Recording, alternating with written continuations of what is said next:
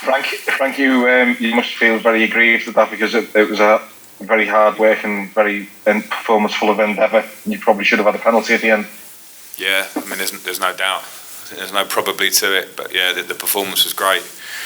The organisation, the work ethic, which we worked on, spoke about, was absolutely applied by the team. They deserved a point.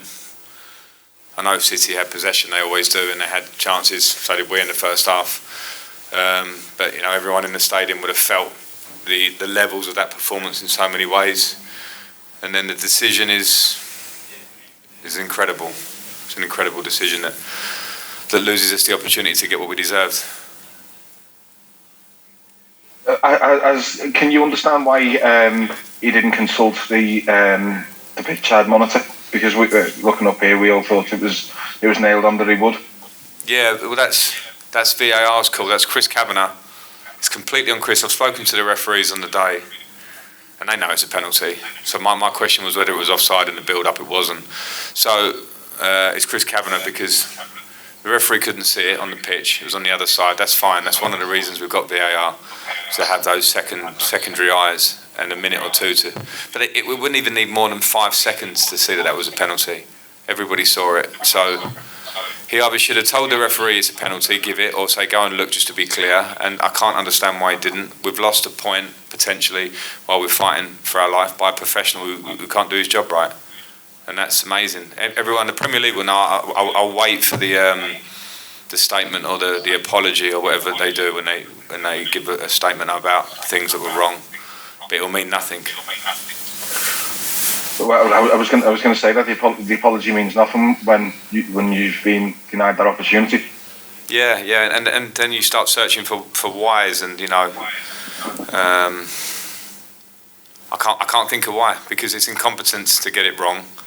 Like anyone who understands football at any level, Manchester City, Pep Guardiola will know, Manchester City fans will know, Everton fans will certainly know. It was the most clear handball you can give. The arm is out, all the criteria. The arm's out, great. It's below the sleeve, great. Okay, from our point of view, penalty. I'm waiting for him to run to the screen and give it. So absolutely no understanding of, as I say, incompetence at best, at worst, who knows. Thanks very much, Frank. Thank you.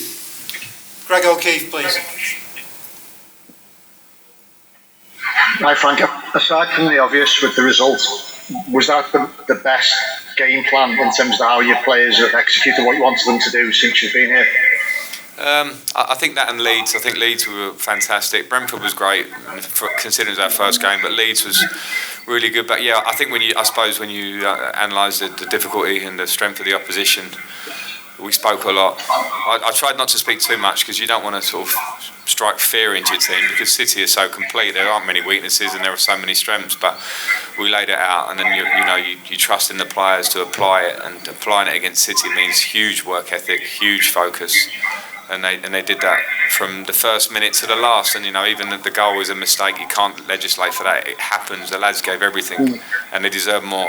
They really deserve more.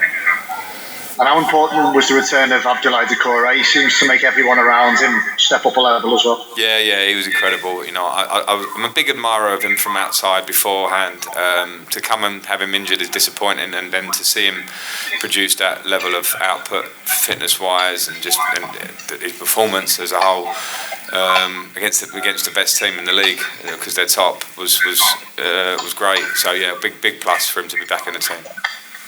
Thank you. Thank you. Adam Jones, please. Hi, Frank. I just wanted to ask about Donny van der Beek. Obviously, he came off in the second half. Was there any sort of injury behind that? No, we hope it's cramp. So that's how we hope. I don't want to completely commit to that, but we hope it is. He said it felt like it wasn't so bad. I thought he played really well. He put in a big shift, and from not playing so many games to coming in and playing a few games for us, cramp would be understandable. We just hope it's not worse than that. Thanks, Frank. Thank you. Jim Conlon, please. Hi, Frank. Just on tonight's performance, you always looked a threat on the break. You always posed a threat in behind. whenever you had the ball. Was that the sort of game plan to really try and use Richardson's pace on the counter? Yeah, it was, because I think you have to accept that City pretty much out-possession everybody, so they get territory and get in your half. And a big part of our plan was to be very, very compact and hard-working, but when we won the ball back, to have the first pass to be forward and to be clinical through their counter-press, and we did it. And then we know that Richie's so mobile that he was on the move, and Anthony and Alex were joining in, and Decore from midfield. So we knew that was a big opportunity for us to maybe give them a problem, and I thought the players did it really well. We didn't quite get the end product. It's not easy, but I thought it was good stuff from us, and we're still early in terms of getting those things spot on in terms of our work together as staff and as the players. But I thought they did it really well today. I'm unfortunate not to get more out of it.